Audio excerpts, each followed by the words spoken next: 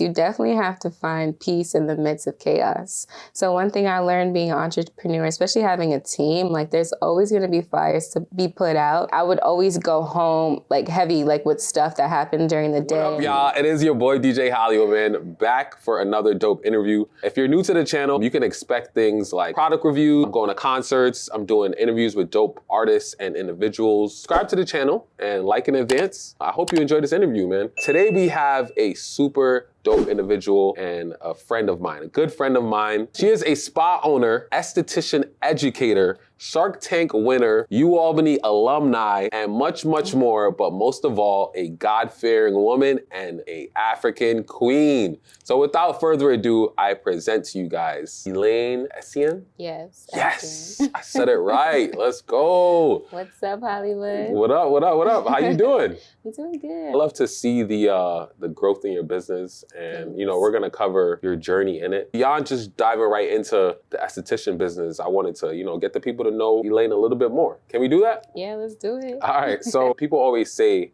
impress your younger self. What was baby Elaine like? What were you as a kid? Like, did you imagine that you would get to this point? Like what was that like? Yeah, I always dreamed big. When I was younger, I don't know what age, but really young, I told my mom, I'm like, yeah, one day I'm gonna have a Lamborghini. And then she was a Lambo. She was like, wow, you dream big. And I was like, I'm not dreaming, I'm gonna have it. Heard you. So, I mean, I never knew I was gonna have a spa or be an esthetician, but I've always had like that hustler mentality, and I always knew I wanted more, like more than what I saw and more than what other people had. So I didn't know what it was, but I knew, I was destined for. Right. You had that fire in you. Yeah. I love that. And from the day I met you, I definitely can agree. I feel like that's why we get along, because as entrepreneurs, it's relatable. Your bloodline is African descent, right? Yeah. I'm Jamaican. The parents are very, very similar in regards of go to school, get your education, and make money, and then pay for myself, pay me back.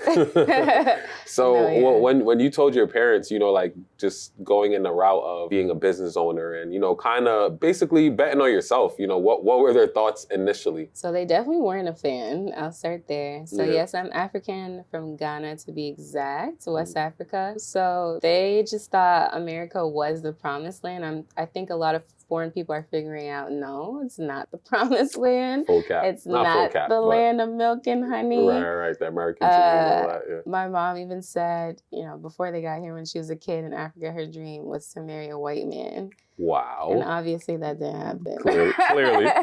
Good choice, Mom. Good choice. But yeah, so they just think, we have so much opportunity here in America, and the opportunity is being able to go to school and get a degree and get a good job. Like, that's huge for them. But that's not everybody's path, and that's not the only way to make it, if that makes sense. So yeah, in college, that's when I started out my entrepreneurial journey, and I started off as a makeup artist. That's where Impeccable Beatz came from. In the beginning, she didn't really mind, but when it really started to pick up and I started to do YouTube, she's like, no, put your camera away, you're distracted, focus on school. Like, when you're done with school, you could do all that. And I was like, no, well, I didn't say that to her, but right. Yeah, could never, but I still, no. Are you like first generation entrepreneurs? Are other entrepreneurs in your family as well? Or I think I'm pretty much first gen. I say I think because like my grandpa, I never met him, but he sold like ammo, like for gunpowder. Okay. That's actually how he passed away. But he sold gunpowder. But I feel like in Africa, everyone's kind of an entrepreneur because you trade. You got to get to it. So. But besides that, yeah, I am first gen. Like within your household, basically. Yeah, within my house. I'm the black sheep. Right. You graduated from SUNY Albany 2019. What was your degree in? Business, which makes a lot of sense because here we are. Whoa. Oh, what?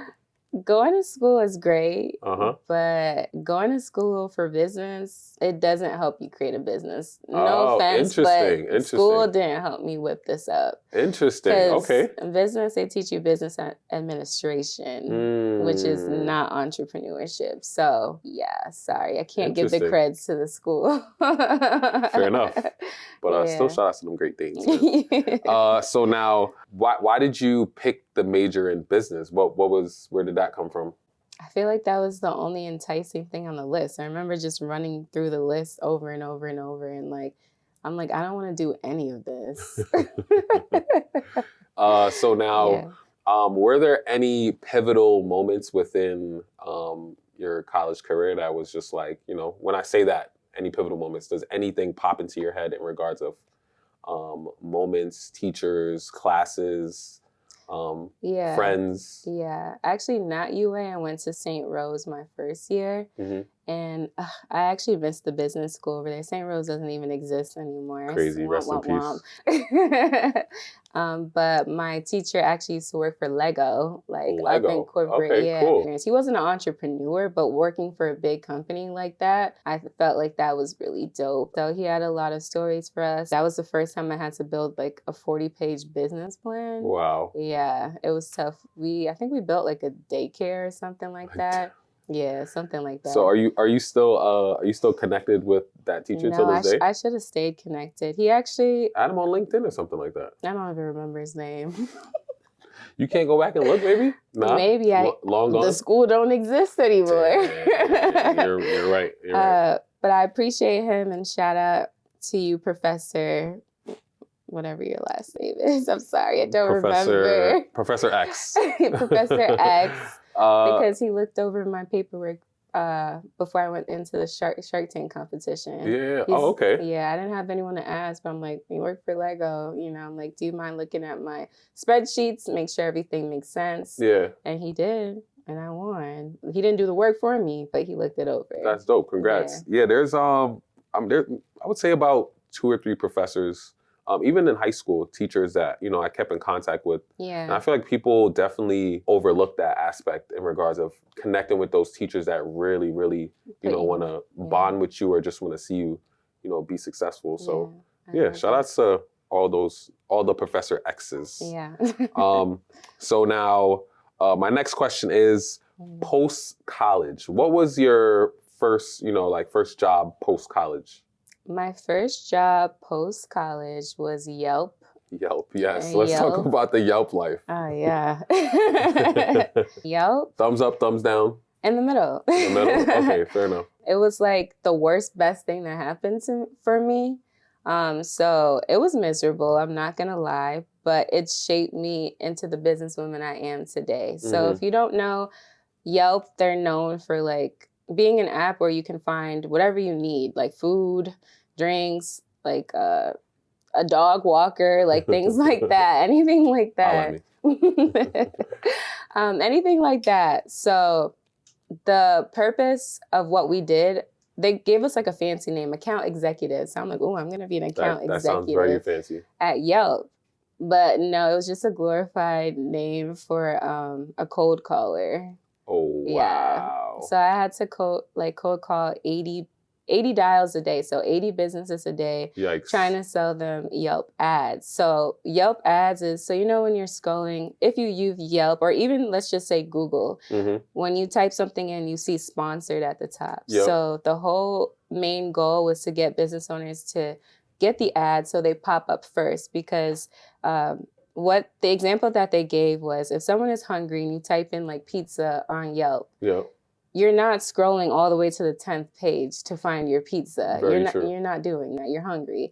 So the tactic was having the business owner go on Yelp and seeing where their listing was. So if you're like, okay, type in pizza, and I show you and you see you're not, so I'm like, oh, keep scrolling. You're not on the first, second, or third page. It kind of hurts your ego. And you're like, dang, people aren't seeing me. So the goal was to sell them ads so they can pop up. Get on the sponsored. Okay. Yeah, but the thing is, Yelp kind of had a bad rep because, you know, people leave reviews either on Google or on Yelp. And the thing is with Yelp, sometimes reviews get hidden. I don't know about that stuff. It's AI. Yikes. So the business owners would get mad because they're like, oh, like you guys show all the negative reviews, but all the positive ones are hidden. Yeah. But there's reasons, like maybe the account was spam or something, so that's why it gets filtered out. I don't know that stuff, but so Yelp kind of gets a bad name. So it made it harder to sell because business owners talk. So if they're like, hey, like I'm going to sign for Yelp. No, don't do that. They hide my room. Right. So like some people, when I call them, they like bang the phone. Oh my God. Yeah, and Yelp had an annoying process that you had to call like maybe like 6 to 8 times before they kick out the business and you get a new one. So like you basically had to harass them. That's so crazy. It just made the job. Oh, and then after I'm done harassing you, they'll kick that business to somebody else, and then that person is calling. So it's like the business owners, a lot of them really hate Yelp, because imagine your phone just all the time and from different Yelp employees. Right. Yeah, so it was a hard job. I mean, some people, like new business owners, those are the best ones to close. They would be open to it, but it was just a hard job because of that. Like they already kind of had a bad rep. So I say it's like in the middle, thumbs up and thumbs down, because being banged on the phone like multiple times a day, being called like a telemarketer, being cursed at, like, oh man, like that builds resilience. Bruises your ego a little bit. It bruises your ego, and it builds like resilience. So, and also it taught me how to handle objections. So a lot of the times I feel like you need sales to be an entrepreneur in general, but you need sales a lot just in life. You need to be able to sell yourself, like on an interview and things like that. So being able to handle objections, like it helped me so much now in my future. And I feel like God is funny. Like I didn't have a choice. Like a lot of people, they were quitting the first day, just dropping like flies because they're like, oh no, I can't do this. But I packed up all my stuff and I moved to the city. So like I didn't have a choice. I didn't live in the city. So it's like I had to stay there and like just work it out because I couldn't run. You know what I mean? But God did that on purpose because I needed that. I used to be really soft and like, oh, like if you don't want to. But now I'm firm. Like it definitely helped me with resilience, being able to sell better. I could sell water to a fish now. I heard you. I love that. So yeah. So now let's talk about the, we talked about your brother a little bit earlier, but let's talk about the new generation. How they have everything basically put on a platter for them, you know? Yeah. They got AI, Chat GPT, you name it. You know, what is your thoughts on the new generation and, you know, just how they go about learning and all that stuff? First of all, I love ChatGPT. Love it, for sure. I'm kind of nervous one day they're going to like pull what everyone has asked. Well, no, that's definitely happening. It generates in the back. And so like something you would say, it might influence what the outcome it gives you. I know that, but it's just like what if one day they're just like, what did Hollywood say to ChatGPT? And it shows everything. Like sometimes you don't know where that information is going. Yes, very true. And I use him as my therapist sometimes. Very true. I'm having a bad day. Say something nice. Great solutions, no negativity, great feedback. You named your ChatGPT a guy? I don't know. I just always say he. Okay, fair enough. You know, Adam I call was mine first. a she, so that's kind of Adam, then Eve. Fair enough. Touche. But anyways, besides me using ChatGPT as my therapist, I feel like it's a great tool, but for the younger kids, it's disappointing because they're not really using their brain. You know, what is it? We only use like 20% of our brain or something. Correct. So I feel like now, I was going to say 5, but 8 is good. So I feel like it's not good because like you don't even have to think anymore. So for me, I use it as a tool. I'll try to come up with my own things and I use ChatGPT to refine it and make it better. But I feel bad for the up and coming because first of all, they have information overload. They got TikTok and they have so much information. If I had AI when I built a business almost a decade ago, forget about it. I'd be a multi-millionaire by now. So it's definitely information overload. And I feel like it's bad too, not even because they're not using their brains all the way, but also because it makes them super entitled. So they don't want to work for anything. Like they just feel like you owe it to them to give them the information that you know. Like there's so many people that slide in my DMs like, where did you get this from? How do I do it? Like simple stuff that they could just Google, they come to my DMs. Like I just feel like if you're really built to be an entrepreneur, that's not even your first move is to ask someone. You naturally want to do things on your own and figure it out on your own. That's what an entrepreneur is, like self-ambitious, like self-motivated, like not always depending on someone for an answer. So I love the tool, but I just hope people will continue to try to use their own creativity first. Because what if all that's taken away and you really don't know how to think now without the tool? Right. And then we got social media, like we talked about before, which is cool because if used correctly, things can definitely go in your favor, right? We got posts just going viral by the day. There's different outlets and platforms that you can put products on to boost your presence on there, which is kind of what happened with you with the Shade Room. Was it the Shade Room? Yeah. Oh, I remember that. Of course I do. The Shade Room and Immaculate Minx, right? Just talk about that moment for you. Oh man, that was a time. Yeah, so I feel like the Shade Room is oversaturated now. I agree. Now, for and sure. a lot of people pay for promos. So it's like, I feel like now people are like, oh, someone paid for this. Like, right. Like it's corny. It doesn't feel as organic anymore. It doesn't hit anymore.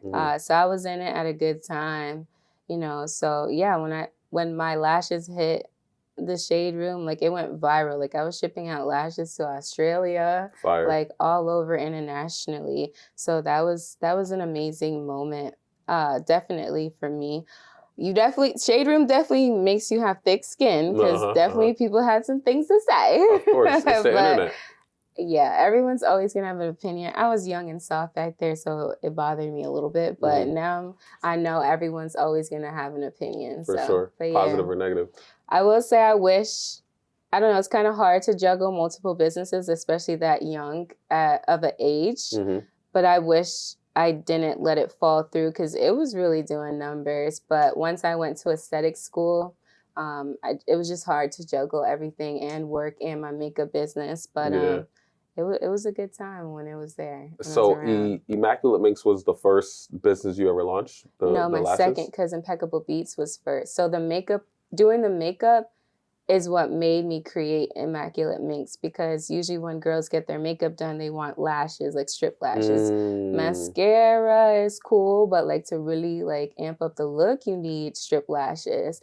And I'm a college kid, I'm broke, I don't have any money. And even for myself, like I loved wearing lashes every single day, strip lashes to be exact, because lash extensions, the individuals, those weren't really a thing back then. Right. And they'd be like $10 to $20 a pop. And you would sometimes just pull it out of the lash tray and the whole thing like fell apart, or you'd only get like 2 to 3 wears. So I'm like, this doesn't make any sense. I'm like, I wish they had a lash that like lasted a long time. So I looked, couldn't find anything. So I created one, and you were able to wear them over 180 times. Like years went by and I still had clients like, I still have your lashes. I'm like, dang, that's crazy. So that's what made them go viral. Besides the fire casing, like, the kente cloth on the box. It looked really cool. That's why they sold out. And I'm like, okay, I'm just going to create what I can't find. Cool. Yeah. So now I know we're doing a women's history segment. Yeah. And some of the fellas is going to watch this too. So explain how many different types of like eyelashes are there? Like, I mean, there's only like 2 types realistically. There's clusters, so they come in little tiny peaks. So you see how like this looks full, it covers my whole eye. So just imagine them broken up into like 6 pieces. So they have clusters, little ones that you can attach. Okay. But that's kind of time consuming, and that's like a mock version of individual lashes. Individual lashes, it's literally, how your lash looks when it falls out? Yes. Like literally they're putting one by one on every single glue? lash. Yeah, with glue. Okay, interesting. Yeah, that's why it's really time consuming. But it's cool because you don't have to worry about gluing lashes on your eyes, every day. And then the third is the strip. So it already comes as one, and you just put the glue on it and you just pop it on. Okay, and that's what you see a girl just ripping it off and all that stuff. Okay. Hey, can you take my lashes off? Right. So now with Immaculate Minx, so Impeccable Beatz and then Immaculate Minx going viral on the internet. Like now at what point are your parents kind of realizing like, oh wait, she might be onto something, Are they still like, stay in your books, Yeah, they are. My parents, especially my mom, I was like, oh, that's cool. Like, it's just like, let's see how long that lasts. That's the vibe she's always given. Even with this, like, I mean, I feel like lately they're like, okay, this is actually going, longer than we thought. So I don't know if she still thinks like that. But it definitely was always like, let's just see how long this lasts. Yeah. I just did a speech at Troy High Yes. about entrepreneurship, about Black History Month. And I was telling the kids about the 3 Ps, all right? You ready for it? I'm ready. So it's you find your passion, Okay. which you found your passion, Okay. and then that will hopefully make you find your purpose. Yeah. And then I think if all of those add up and the formula is right, you can now find a way to turn it into a paycheck. I love that. So the triple Ps, all right? PPP, the legal way, all right? So now with you, at what moment did you realize you found your passion with, becoming an esthetician and just being within the beauty realm of things? When did it click for you to keep it going? It's funny when I got in it, because my story is a little different. Usually estheticians are like, oh yeah, I became an esthetician because I had acne or I had skin problems. I didn't have that. Like God called me to it. So when I was working at my miserable job at Yelp, I literally prayed every day. Actually, before we even go there, I had to throw myself off the bed literally every morning because, in the city, you got to wake up early because the commute is like an hour or more depending where you're coming from. And I had to be at work by I think it was 8 or 8:30, and they didn't play with the time. If you were more than 2 to 3 minutes late, you're done. There's so many times I've seen people, they're just packing up people's thing on their desk and they're like, dang, they got them. So yeah, I had to throw myself off the bed at 5 a.m. every day. And I'm not a morning person. I can't. If it was up to me, I would just wake up at 10, 11 every day. I like to wake up when I'm done sleeping. I don't believe in the alarm thing. So yeah, it was miserable. And then every day when I get on the train, I would just look at the older guys with the button-up shirts. And I'm just like, dang. And I'm looking at how young I am. Right. I'm like, so people, they do this commute to their job every single day. Yep. Until they're this old. I said, nah, I can't. That ain't it. I can't do it. Unless you love your job, cool. But so yeah, every day, learning, seeing how miserable the job was, I just be praying to God. I'm like, God, I know you didn't put me on this earth to be just making 80 dials a day, 2 hours of talk time, or else we have to go for a walk and talk about what's going on. I know you didn't put me on this earth for this. So I would just pray, pray, pray. And I don't know if you know who Sarah Jakes Roberts is. Is that T.D. Jakes' daughter? Yeah. So one day I was listening to her sermon, and in the sermon she was like, some of y'all, you have to go back. You have to go back because you left some things on the table. And I was like, you have to go back. I'm like, go back to Albany? I'm like, oh no. I really thought when I moved to the city for this account executive job, that was gonna be it. It was going to be it. And also I'm going to be in the city. That's where the celebrities are. I'm still doing makeup. I'll do the makeup I was so exhausted from my job by Friday. I was not trying to do any type of makeup on the weekends. So even though life wasn't that great, I just thought that's where my opportunity is. Because usually when you leave your hometown, it's supposed to go up from there. That's when you start to thrive. Yeah. So I was allegedly. So I'm like, I have to go back home. That's kind of embarrassing. I posted, look at my new crib in the city, blah, blah, blah. And now you back. And it's go, nah. And I hate Albany. I hate it here. I hate it here so bad. If you want to retire here, cool. There's not much to do. I don't know why you would pick here to retire. But yeah, I just been here my whole life, so I'm just not a fan of it. So that disappointed me too. Besides the embarrassment, is I just don't like it here. But yeah, so I heard that sermon. You had to go back. So I just kept getting little signs about doing something different. And then I went to go get a wax, and the lady complimented my lashes, and I was like, oh, thanks. And I told her, my whole shebang, the Shark Tank lashes. Yep. And then she was like, you're real pretty. Your makeup looks good. She was like, why don't you do aesthetics? And I'm like, what's that? And then she's like, kind of like what I'm doing, the waxing, all that good stuff.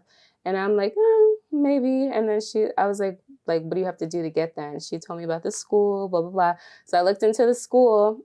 but like it just wasn't gonna work with my work schedule because it's full-time or part-time. And even if with you still being in the city too. Yeah, and having my job. Right. So even if I did part-time, it wasn't gonna work because like class started like when I just got out of work and you have to take the train. I'm like, I don't think they'd be okay with me being late every single day. So I looked into it and then I asked my parents, I said, hey, like, you know, can I come back home and go to school? Like, God's telling me to do this. They're like, no, like, stay over there. Like, just stick it through. Right, we already cleaned out your room. yeah. They're like, no, just stay.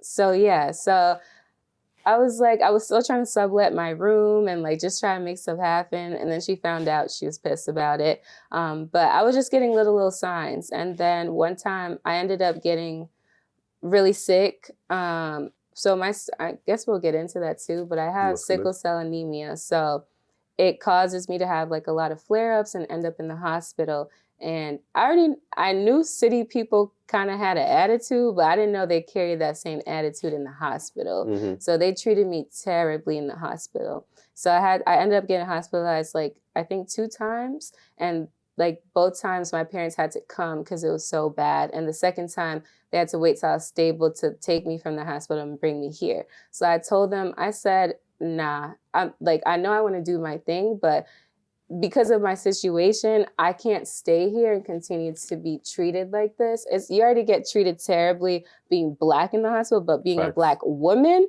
and then being alone by yourself, forget about it. So I'm like, I'm not staying here. And like, the only time they feel bad is when they see like I'm miserable and basically, you know, when you're sick like that, I'm not saying I'm dying, but you know, it could look like that. Right. Yeah, feel like that. Yeah, definitely feel like that with sickle cell. So so at that moment, I was able to come back home and I was able to come back home because they're like, okay, fine. So on my way back home, I applied for the school.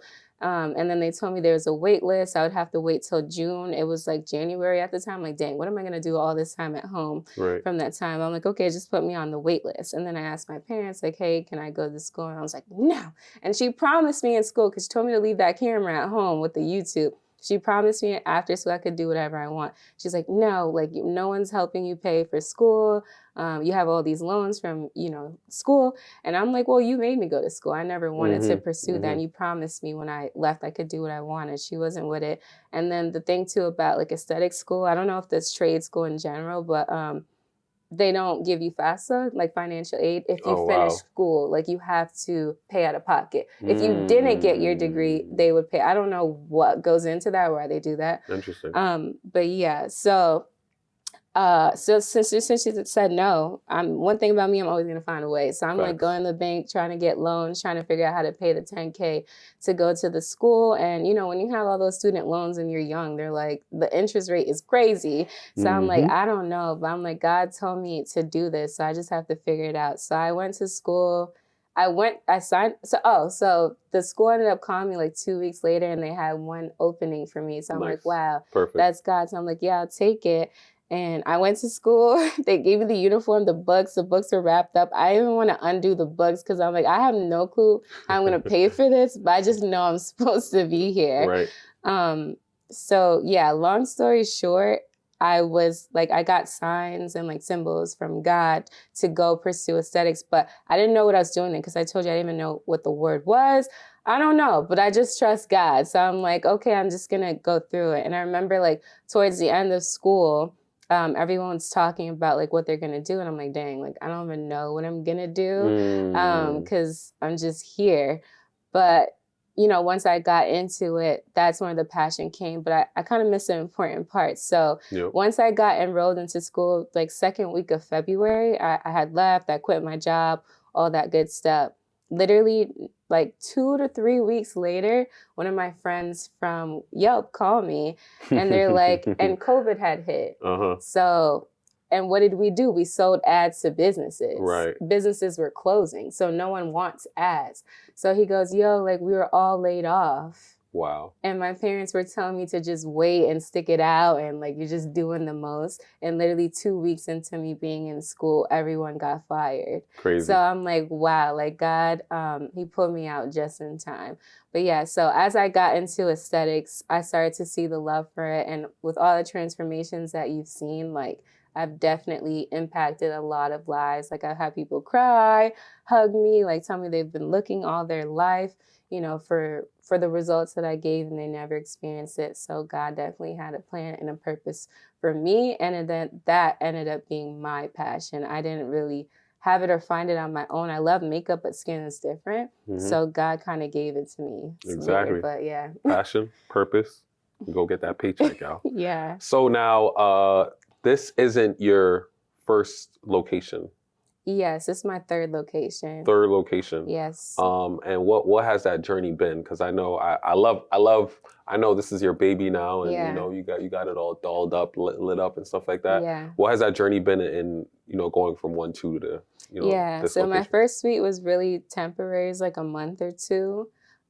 Sometimes, you know, when you have a light on you and you're just really good, some people, like, it irritates them. So Correct. The first place I was at, I just had a lot of business knowledge and acumen, you know, from my history being young. And she was a little bit older, and I'm like trying to give her game, like helping her, because we're in the same place. So I rented from her, and I'm just trying to give her ideas to get more people coming in. And she just took it the wrong way. So it just wasn't working out for me. So I had to leave, or she basically made me feel like I had to go. Then my second place was literally up the street from here. It was nice, way smaller. It definitely was a big jump. I was super nervous. I thought I was going to have to get a second job to pay for the rent. But God is good. Like, everything aligned as soon as I got there. And I started to get a whole bunch of clients. And I've always wanted a storefront, but I never really planned like when I was going to get it. But it just happened so fast. I just like outgrew that space. And I had a dream, and I kind of saw what it looked like, and I was like, okay. So I started pursuing it. Like, how do I get this? I built my business plan. Like, how can I get the money to do that? And yeah, the storefront is usually every service provider's dream. The storefront, if that's what I said, the storefront's every service provider's dream. It does come with a lot. Like, it looks cute and all that, but it requires a lot and it costs a lot. Maintenance, but I'm grateful to be here. I love it. Good. Yeah, congrats. I love the look. I love the aesthetics of it. Thank you.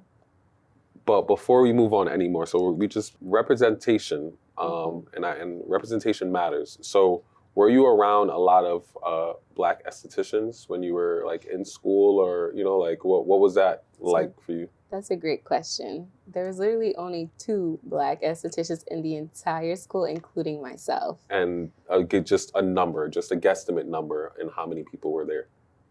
Probably like 50. Wow. Because they had different classes. Yeah. Like, each class had but like within 16. your class, 50 people, 2 Black. Well, there's 16 people in my class, and 2, me and this other girl, were the only Black girls there. Wow. Yeah, I gave my teacher hell, because I'd always be like, because the books were not created for skin of color, so they're like, yeah, look for like red or like pink and blue, like on your client. I said, well, I don't turn those colors, so what am I looking for? And she was like, like, because they're used to not having people of color in there, so she was just like turning kind of red, like just didn't know what to. You put her in a pickle.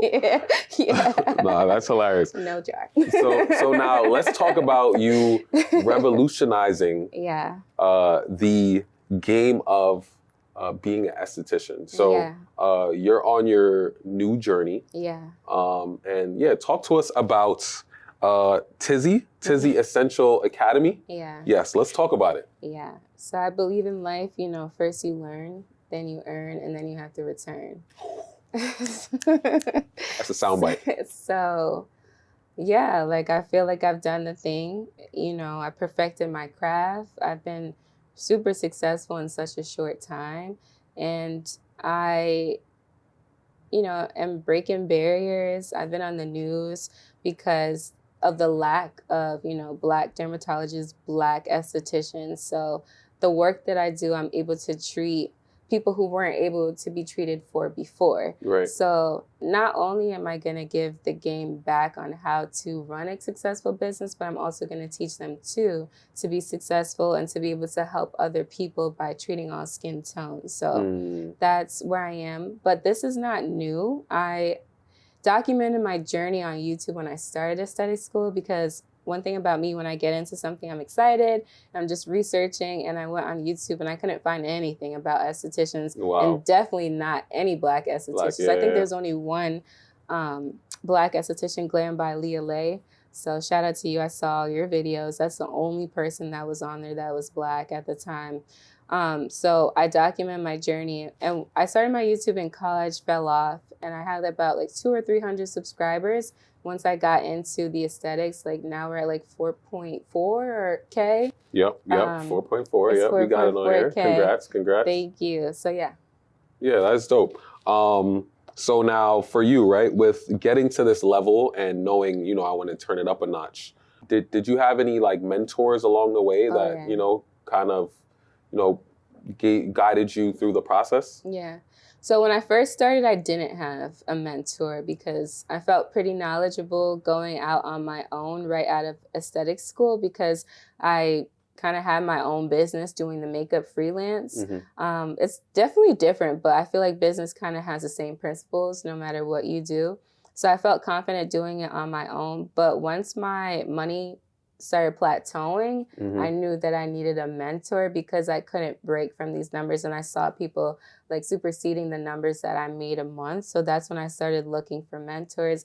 Definitely learn now, like definitely do your research. Like you can't just pick a mentor based off their lifestyle or like based on even their own success, because sometimes people will just teach you exactly what they did, and then they say you're not successful because you didn't do exactly what they said. I feel like if you're a mentor, you should be able to, like, I don't know, be a little bit flexible with what someone else is doing. For sure. But highly, highly, highly recommend a mentor. Like even if you're in school, before you get into it, like definitely getting a mentor, because mentor is just shortcut like your way to success. Like you get to skip a lot of silly mistakes and not waste time doing things that aren't going to make you successful. So I love mentorship. I'm always investing in mentors. Self-development is huge to be successful. A lot of people think they can do it all on their own. Like a lot of people think they don't need any help. And that's why they stay stuck. Like they think like, oh, my business only generates this much. No, it's because you don't have the systems or the tools or the strategy from someone ahead of you. So yeah, I highly believe it. When I was young, my dad always told me, like, even the Pope has a mentor. Like, it doesn't matter who you are, like, you don't know everything. So I love having mentors. I love learning. I love gaining new information. I know I don't know everything. So yeah, I'm in a few mentorships, a few communities. Give me 3 characteristics of a good mentor. 3 characteristics of a good mentor.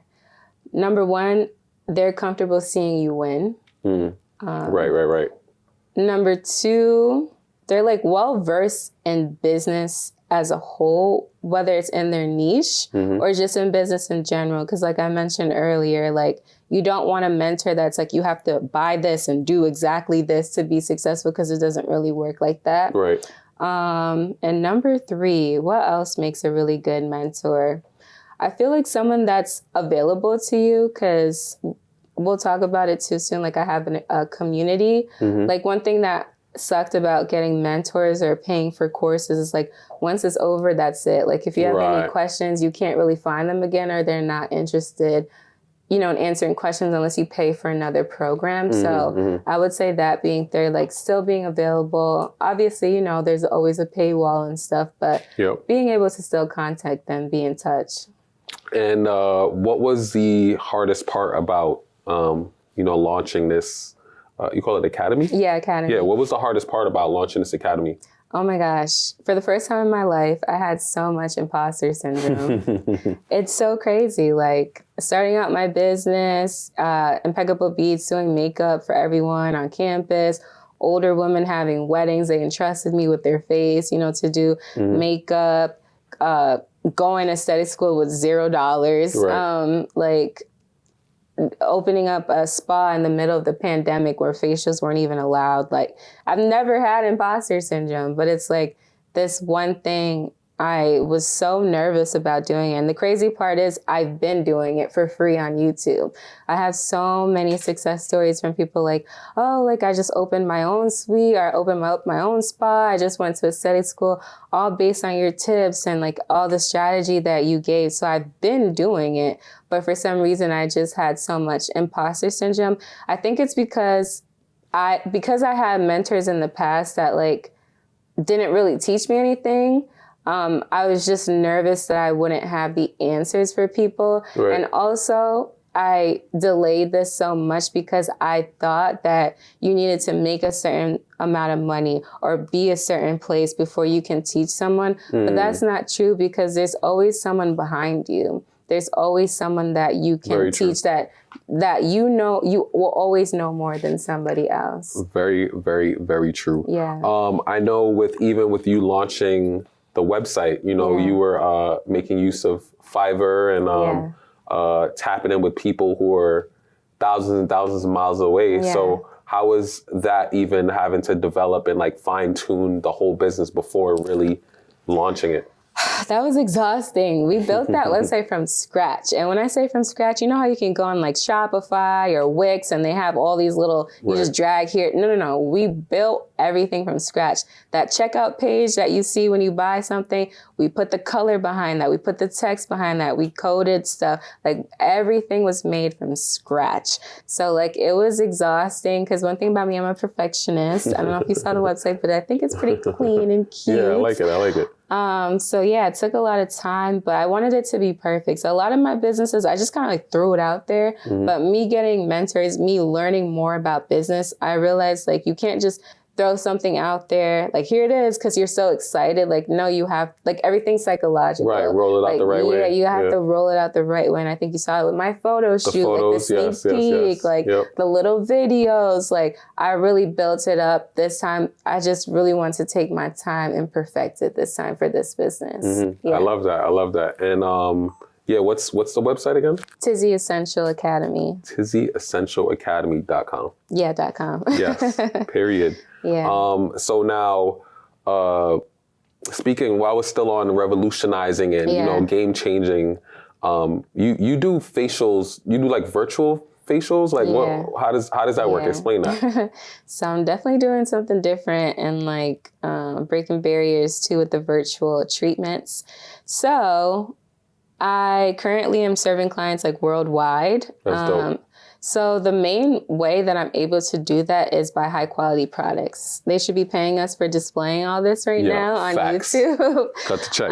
But I use high quality clinical grade products, and the products, so a lot of people don't know this. When it comes to skin, 80% of your results come from your home care, what you're doing every single day. Interesting. 20% comes from treatment. And I like to give like an analogy to people, and I explain it like the gym. So if you're someone, like if you had a friend that goes to the gym, you know, maybe like 3 times a week, but eats terribly, eats out every single day. Mm-hmm. And then you have another friend that doesn't go to the gym, but he eats healthy every single day. Right. Who's going to look better? The guy who eats good.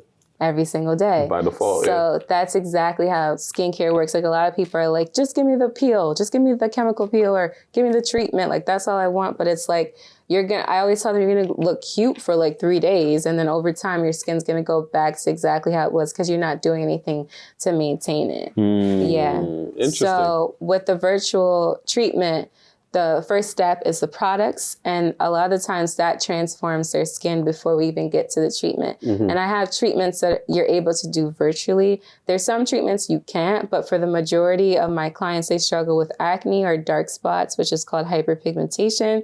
And those things are able to be treated virtually. And even if you don't have those concerns and you just need a good skincare routine, all of that stuff can be mailed. So we do a lot of FaceTiming, we do a lot of texting, calling, sending pictures. It feels like you're here, but you're just not actually here. So where's the furthest you've ever serviced DR. so far? DR? And I actually had a client consultation in Africa. Wow. Yeah. Congrats. Yeah. That's amazing. So pretty dope. That's amazing. All right. I love it all. The last couple things I want to touch on is investments. Oh. You bet on yourself and you invest in your own business. Yeah. To the point that you're even going to Invest Fest. Yeah. Yeah, you just did your research. a little something, you know. So talk about, you know, just the self-investments that you've made, and, you know, you really stepping out your comfort zone to just do things with bettering yourself in mind. Yeah. Oh my gosh. Investing in yourself is huge. Like, so many people want to skip that part. Right. So many people, they just see the finished product and they just want that. And number one, you don't know anything. And number two, you put in no effort. So investing in yourself is huge. Like, a lot of people, they see the fancy cars or the fancy apartments, the clothes, the jewelry, they see all that and they want that. But not a lot of people are willing to sacrifice. Yeah, like, when it comes before you get all that, unless, you know, you're someone that your family already had that, you have to hustle and you have to sacrifice. All your favorite rappers, all of them sacrificed. They lived a miserable life before they got there. So it's just crazy to me. Like, people always want that first. And I wouldn't have this amazing storefront if I just kept putting myself first. I sacrifice, you know, I'm always sacrificing and putting myself on the back burner. All the money that I make, I put it into my business first. And not only does that go into products and things for the spa, but it goes for investing. So going to Invest Fest, went to Atlanta for the first time, paid for the flight, paid for the hotel, paid for the tickets, just to get in the room, like, and to be around like-minded individuals, which that's important too. I don't know if we're going to talk about that later, but community. We live in a small town. Unfortunately, there's not a lot of big shots over here. So it's like, respectfully. Yeah. Respectfully. There's not a lot of big shots. And the worst thing you can do is be the smartest person in the room. Correct. You're not going to grow. You're not going to go anywhere because you're not learning anything new. So that's why I got on a plane and I went to Invest Fest, because I know I don't know everything and I'm not where I want to be yet. So yeah, I love investing in myself. I definitely want to go to more events like that. Oh my gosh, you just feel like a rush, you know, when you leave. Right. Not that rush where like it fades away and you don't do any work. You can't just be motivated. You have to do the work and you have to implement. And that's another thing a lot of people don't do when they want success. Like, I speak to people all the time that are entrepreneurs. I'm like, oh, you need to do this. Yeah, I know. And the same conversation. Yeah, I know. Like, I need to do that like multiple times over. One thing about me, first of all, success loves speed. So it's like me, when I learn something new, I'm doing it. I'm doing it right away. So it's like, if you really want to make it, you have to be quick. Just like sometimes people are like, oh, if it's my blessing, I'm not going to miss. No, you can miss your mark. You can miss your moment. Someone can do exactly what you said you're going to do. There's been tons of times people have had ideas. Oh, I thought about that, but you never did anything with it. So God gave that deed to somebody else. Right. Ideas, nothing without execution. Exactly. So while we're still on investments, I know you invested in, I remember you made some type of content about investing into the signage. Something as little and as significant as the signage. That? I think you did. Maybe. Yeah, that one hurt. But like, because you're in the plaza, you know, everybody else has the signage, so there's no reason why, you know, you probably are like, I kind of want to, but, you know, at what point were you like, I'm pulling the trigger and let's get the signage up? Oh, if it was up to me, I would not. We would have a little banner up there. It's required by the plaza. Oh, wow. That sign was almost $8,000. Wow. Talk about... That's a Chanel-y. Talk about investments. Wow. So, yeah, that's what I'm saying. Like, a lot of people... Let's just say aesthetics. There's a lot of girls who just see this and they just want, but they don't know what it entails. You have $8,000 for the sign, and that was just for the sign. We built this place from scratch. There was nothing here, so it's like 8 bands for the sign alone. So that's a Chanel-y. I could have bought something nice for myself, but I'm like, no, let's put the business first. Invest into it. Investing. Another one of your quotes, you said, I went from getting W-2s to giving W-2s. What was that moment that, you know, you kind of, because I know as an entrepreneur, being able to pay other people and, you know, be able to support other people as well. What was that moment like for you? It's dope. I don't know any other word to say besides dope. And we didn't really talk about it early, but my history of why I got into entrepreneurship was because I had sickle cell anemia. And you can't really tell when someone has that. I could be in excruciating pain right now and I could look just like this. So having jobs in college and younger and looking like this and saying I'm in pain, like people didn't believe me. And a lot of people don't know about that disease. If you said you have cancer, like, you know, like it's just like the C word, like, okay, go home, you know, but and when people have, I don't want to say I'm disabled, but there's disabilities that people can have that you can't see, you know? True. So you can't really judge a book by its cover. But anyways, I had a lot of jobs that I got fired from because I missed time being in the hospital. I'll never forget a job that I worked at. They used to like place bets to see if I'd show up or not. And they had no clue. I wasn't really verbal about that, like telling people that unless it was like a manager and I had to. They thought you were just missing work to miss work. Yeah, so they used to bet on me if I would show up or not knowing I'm in excruciating pain. Shame on you guys. I'm in excruciating pain. So yeah, I lost a lot of jobs, and I'll never forget one of my last jobs before Yelp and going into entrepreneurship. I don't know if we should name drop them, but it was a phone company. I love that job. I'm really good at sales. And they literally fired me like 2 days before Christmas, and I had to go return my phone. And you know how they have the tables, and everyone was just staring at me like, you know, when I came in, it kind of looked like they kind of had like a smirk on their face. Right. And I'm not really a crier. I'm not emotional, but that day, I think it was not the day when I turned in my phone, maybe the day when I got fired. I literally went in my car and started bawling my eyes out like, God, why? Like, this is something I can't control. I'm trying my best. I just want to work and have a normal job. And like, this keeps happening. So to the point, like I would get anxiety going to sleep because I didn't know if I'd wake up in pain and not be able to go to work. I wouldn't even care about my situation being excruciating. I'm just caring about how they're going to feel if I call out, which is terrible.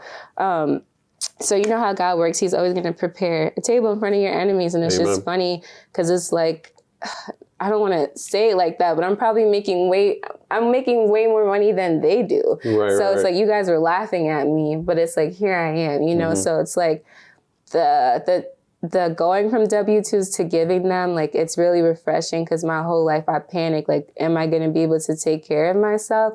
And now I'm taking care of others. There it is. There it is. Mic drop. But the interview's not over. I got a couple more questions that we're going to get out of here. So as an entrepreneur, as a boss, you know, we try to, and content creator as well, we try to stay away from burnout. So what are some anti-burnout tactics and tips? Because I know you do traveling. You were out in, is it Italy? No, I was in Jamaica. Jamaica? Okay. Yeah, and that was my first solo trip. Okay, cool. I love Jamaica. So yes, yeah, man, you don't know. I'm Jamaican now. Jamaican? I'm weak. I love that for you. Welcome. So, yeah, you're funny. So, yeah, even just taking those trips, you know, and like, what are some other stuff? So trips and, you know, what else do you use to get away from the burnout? So the first thing I want to say is you definitely have to find peace in the midst of chaos. So one thing I learned being an entrepreneur, especially having a team, like there's always going to be fires to be put out. And one of my biggest problems when I first started, especially having a team, when you're solo, it's just you. But like I would always go home like heavy, like with stuff that happened during the day and being mad about it and talking about, like, I'm sure my friends were sick about me. I'm like, oh, this person did this. Like that's all I talked about was my business. So it got to a certain point where I had to realize, like, Elaine, like, you know, when you have your business, it's your baby and you're always going to be consumed with it, but you have to get to a point where like, it can't be the only thing that consumes you. Like you can't have your business run you know what I mean? So I woke up when I snapped out of it and I'm like, you have to have a life outside of business, one, to like calm you down and to refresh you. And two, like, yes, this is your baby, but it's also a job. And other people with a normal job or work corporate, they're allowed to clock out and like chill. So you should be allowed to do that too. So definitely separating yourself from the business is so important, as well as I used to beat myself up and only feel good about myself when my business was doing well. If my business is not doing well, I'm not feeling good. I'm not feeling good. I'm not feeling myself. I'm like talking down on myself. But I had to realize, like, business, entrepreneurship, you're always fluctuating. Every month, roller coaster. It's a roller coaster. So you're doing a good job. Your systems are in place. Like, that's just the road. So you can't not feel yourself or feel unworthy because you didn't hit a certain number. So definitely, like last year I took a tennis class. I went on my solo trip to Jamaica. Like, I've been hustling for a long time. I've been an entrepreneur for almost a decade, like 9 years this year. So almost a decade now. So I've been hustling for a long time, and comes to a point where you have to start enjoying your fruits of your labor and put yourself first. You know, I've been a full-time entrepreneur for 5 years. Wow. But yeah, going on 5 years. So it comes a time where it's like, you need to figure out who you are and enjoy life too. Life is not only about business and making money. Agreed. 100% agree. So now my last couple questions for you. I put in here, God over all. Oh, yeah. Psalms 27, verse 1. I got it tatted on me, which is a contradiction. But anyways, it says, the Lord is my light and my salvation. Whom shall I fear? The Lord is the strength of my life. Of whom shall I be afraid? You better preach, preacher. So, faith over fear. Yes. And jumping off the porch as an entrepreneur, as a woman, as a Black woman, in this industry. How has that just, how has God, you brought him up multiple times within the interview, you know? But how has that been? And just, Definitely, if you're an entrepreneur, you got to have faith and you got to have God. If you don't, I don't know how you're going to do it. That faith, that mustard seed, it needs to be bigger than the mustard seed. Facts. But God is everything. Like I talked about my story earlier, I've always been a believer of God. I went to a Christian academy when I was younger. I've always had God in my life. But that moment when I got sick, so a lot of times people blame God. Like, why would I go through this? Why do I have to do this? I had PTSD when I left from my last hospital visit in New York City. And I just, it's an awful feeling. But I needed that, and I had to go through that so I could come home and go to aesthetics, because my parents were not going to let me come home. So that situation and him pulling me out, and literally 2 weeks later, like everyone getting fired, and I'm in aesthetic school, and 5 years ago to now, and looking at where I'm at, like, he knows what's best for me and he knows what's good for me. So it's like, at this point in my life, I don't want anything unless that's what God has for me. Amen. And I just trust him, especially because I went into that school not knowing what the heck I'm doing there. Where is this going? For this to be the most successful business that I had, and I'm able to curate the life I never thought I would live. I didn't say it before, but I was living in Yelp. I couldn't afford anything because, city living, it's expensive. They used to give I ain't going back. I'm joking. Me neither. Just for travels. I love you, Brooklyn. The job would give out snacks and stuff. I would eat the snacks for dinner.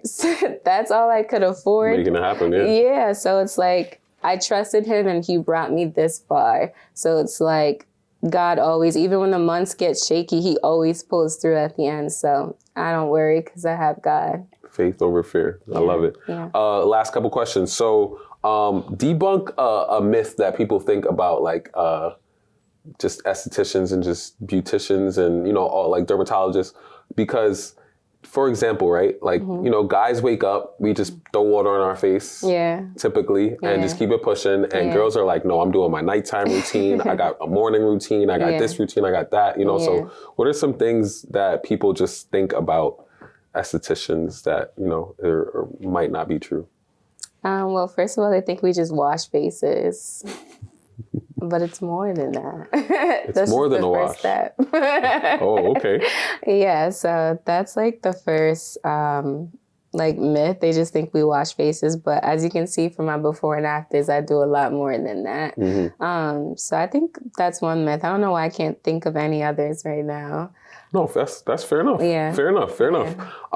So now the community. Talk about Talk about the community. Sounds so excited. So the first part of Tizzy Essential Academy is we have the 6-figure blueprint and 7-figure blueprint. That's mainly for estheticians. And that comes with an array of things. Like the 6-figure is more for beginners, people who are making less than $10K a month in their business.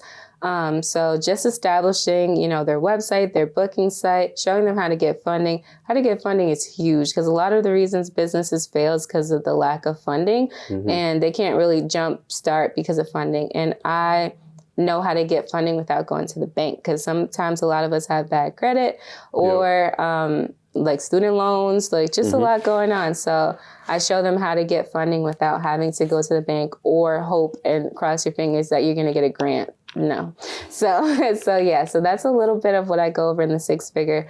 7-figure blueprints for people who are more seasoned, making $15K plus, but they might be stuck somewhere. So I'm going to show you how to break through that. I'm going to show you how to get like medical directors. So that's a thing in our business. So to carry some of these lines that give you those results, you have to have medical delegation. Oh, wow. And to do certain chemical peels, certain services, because they don't want you messing up people's faces. Right, yeah. Basically. Rightfully so. Yeah. So there's a way to get that. So I show them how to do that, show them how to do the automations, so you can make money in your sleep. I'm sure you know some of the automation games. Fire, yeah. There's just a whole bunch. So check out Tizzy Essential Academy to see what is involved with the 6- and 7-figure blueprint, but the community. So I wanted to create a community aspect to branch off the blueprint because as I mentioned earlier, I hated taking mentorship programs, coaching programs, and once it's over, that's it. There's no way to stay connected. And then secondly, I built the community because I have a lot of entrepreneur friends that seek help from me and I've helped them a lot, or they just want a community. So I wanted to make something that's not only for aesthetics. So that community is full of different entrepreneurships. And I highly believe that your net worth is in your network. Like I've connected with so many people just based on other mentorships that I've taken. And community is really important as well to me because as we mentioned earlier, we live in a small town. There's not a lot of big shots here. There's not a lot of people that I was able to learn off. So because I didn't have community, I did a lot of podcasts. I don't know if you heard Social Proof podcast, Donnie Wiggins, David Shands. Oh, you got to listen to it. It's fire. Yeah, put me on. Straight games. Yeah. There's actually this guy named Smitty the Goat. I don't know if you've heard of him. He is like the master of funding. And he said that he just binge watched all the videos and now he's a multimillionaire. Wow. So there's gems out there. So that was my community, being able to tap in with these people because there's no one I can ask. There's no entrepreneurs around me. So I figured, building the community, we can all network. And we can all network. So in the community, I do bi-weekly coaching calls, which is great. We do daily affirmations. We do mastermind groups. So we can all brainstorm if you have something coming up and you need help. Because 2 eyes is better than one. And imagine more than that. So sometimes you have an idea, but like you're just missing it. You know what I mean? It's kind of like when you go to the store sometimes and you're looking for something, you just can't find it and you ask the associate, it's right there. Right there, right in front of your face. Yeah. So that's going to be great. We also have daily affirmations. So every morning you get sent like a daily affirmation, to up the mood, get you motivated. And we do social media audits. Content is king, to have a successful business. So we are all in there like helping other people with their content as well. There's a few other things in the community that I will offer. But so that's what the community is about. Community is so important if you want to succeed. You don't know everything. You need help. To get in certain rooms, you got to know people. It doesn't matter how good you are, how good your product is. There's gatekeepers out here. And a lot of times you get plugged in by the people that you know. So net worth is in your network. So definitely want to build my community out and just help other people out because being in communities has helped me so much. And also we know since they took TikTok away, you can't trust these apps and you want to stay connected with your people because they won't be able to find you anymore. So it's nice to have a platform where all your people are in it. So that's what the community is about. Facts. I love it. I love it. Make sure y'all check out the community. I love what you're doing. I love the journey. We've been friends for some time and just seeing each other, progress and just level up. Like I love to see it. So shout outs to you. Last question. Yeah. We talked about baby Elaine earlier, right? Yeah. But, and you didn't even know you were going to be here, but what about a younger esthetician that's like on the brink of, you know, either quitting or trying to figure out how to get to the next level, what is some advice that you would give to him or her? Whew, that's good. Don't quit. Just keep going. Consistency is key. Consistency is everything. It sounds so corny, but it's so true. Like, I remember only having 1 subscriber on YouTube. I never would have imagined having 4,000 subscribers. And also, I wish I never quit and took a pause, because I let negative comments and what naysayers are saying, specifically my family. And a lot of times people feel imposter syndrome, or they're scared of failing because of their family members and their friends. I remember I would post on YouTube and I would just run away. Like, I didn't even want to see the view counts because it would mess with me. And I paused that, I think, for like a year or 2. And when I came back to start posting about aesthetics, some of my videos were like 20,000, 30,000 views. Crazy. And I was like, imagine if I kept going. Right. And I started out as like the beauty gurus, and that was a thing back then. So if I never quit, who knows where I would be now. So sometimes you delay yourself by quitting and listening to people. So don't give up. And also, don't listen to people who aren't in a place where you want to be, because the fastest way to kill a big dream is to tell a small mind. So it's so important to be careful about what you consume, whether it's through your eyes, through your ears, obviously eating too, because poisonous foods out here. But yeah, just don't quit. Keep going. Try to find someone that's doing better than you. Try to find a mentor. If you can't afford for a mentor, tap into like some of those podcasts I mentioned. We have AI. We have all that good stuff now. So there's no excuse for you not to be where you want to be and not tap in with people who are doing better than you. Perfect. Yeah. And so once again, shout out to you, the CEO of Impeccable Beatz. Keep grinding. And I hope you enjoy your Women's History Month and keep making history. And let people know where they can subscribe and follow you and all that good stuff. Oh my gosh, I have so many platforms. First of all, follow me at Tizzy Essential Academy on my Instagram page, because that's where the community is. And also follow me at Impeccable Beatz and Spa. Hopefully he puts all of this in the description, because I know my business names are long. Got you. And then also follow me at Elaine Essien on Instagram. That's my personal account.